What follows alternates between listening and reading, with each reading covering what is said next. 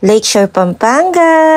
Pag malapit talaga yung Pasko guys, palagi kaming nagpupunta dito. Kaya guys, kung pupunta kayo dito, paalala po, wag na kayong magdala ng food. At yung entrance guys, dun sa kabilang banda na, sa dulo na. Para at least updated din kayo. Kami kasi hindi updated eh. Siyempre pagdating namin, alam namin yung entrance dun banda. Kaya ayan, naglakad kami papunta dito. Kasi nga, dito na daw yung entrance. Kaya kung ayaw nyong magaya sa amin na maglakad ng malayo, heto, panoorin yung video na to. Lumipat nga kami ng parking malapit dito para hindi kami mahirapan. Ito yung uso ngayon, madaming karakter na pagpipicturan. Siyempre, hindi pa man Samol Princess nyo nakaabang na. Dahil nga may dala kaming konting merienda, sayang naman kung hindi kakainin, kaya pumunta na lang kami sa parking. Nabuno nga yung ngipin ko, kaya kailangan kong kumain at uminom ng gamot. Dumiretso na nga kami sa loob guys. Ayan, yung bayad po, 50 pesos each. Bata at matanda man ito, 1 year old lang daw yung walang bayad. Pagpasok nga guys, syempre, dapat picturean blues to the max. Sayang naman kasi yung mga ilaw-ilaw na yan. Kung hindi mo pipicturean, di ba? Ang ganda. Mga ganitong panahon, guys, nararamdaman na natin ang Pasko. Nakita nga pala namin yung mga kaklase namin yung high school. Shoutout paring Ryan, Maring Michelle, and kids. Kakapicture ko pa lang kay Zion dito. Kaso tumakbo siya, guys. Bigla siyang nadapa. Buti na lang nakapantalon siya. Nakita na nga nila si Olaf. Kanina pa hinahanap ni Samol Princess nyo yan. Oh, ang cute naman ni Olaf. Oh, napaka-friendly talaga. Tinatawag niya nga yung mga bata para makapagpa-picture na sila. Ayan guys, magpapa-picture ka tapos mag-donate ka lang kahit magkano dun sa box nila. Picture kay Olaf. Sana ganyan lagi yung ngiti natin, no? Ang laki.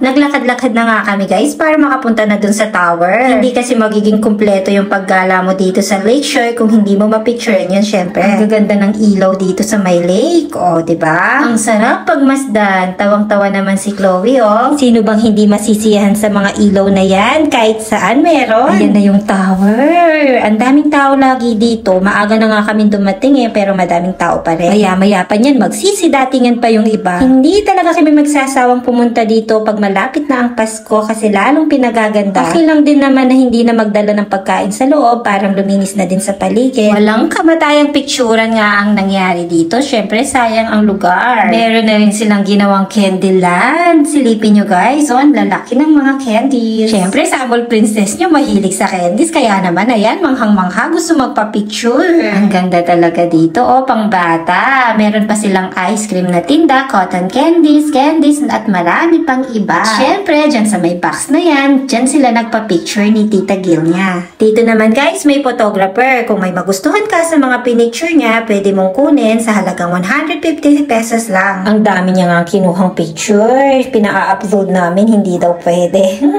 Kaya ayan, kumuha lang kami ng isa para kay Gil. Ayan nga, bumili sila ng cotton candy. 70 pesos nga pala yan. At least may mga idea kayo magkano ang magagastos nyo dito sa Lakeshore, sa may mga rides din pala dito, kaso hindi kami nakapunta, biglang umulan, kaya si Tin, ayan, medyo nagtatampo yung anak ko. Hindi pala umulan, umambun lang. Kasi nga daw, nagpa-picture, ayan, walang kamatayang picture yung ginawa namin, tapos hindi man matutuloy yung pag-rides niya. Kasi naman, nagandahan kami talaga sa mga ilaw dito, diba? Kailangan na din natin kasing umuwi, kasi nga, masakit na yung paa ng lola mo. Kanina pa tayo lakad ng lakad, kaya pasensya na anak, ha? Madami pa naman next time. Ang ganda nga naman yan, no? Kaya binidyohan ko na din. Nadaanan nga namin tong makakainan. Diyos ko, niya karakal tao. Lasasawa. Karakal da pera. Pagpasko talaga ding tao, ne? Enjoy life, sabi Dapin. Ayan, nakiki-enjoy life lang din naman kami. Para maalis ang tampo mo, yan, order kita ng paborito mo, tokboki. Yun na nga guys, pinuntahan na namin si Nagil. Nag-order nga sila ng buko. Si Chloe naman ayaw ng buko, kaya dinala ako dito sa may Royal Blend daw. Hindi ko man maintindihan. Ito pala yun. At yun lang naman guys, karakal tao. Sila hindi pa uuwi, kami uuwi na. Kanina pa kami. Paalam na sa inyo. Enjoy life. Bye!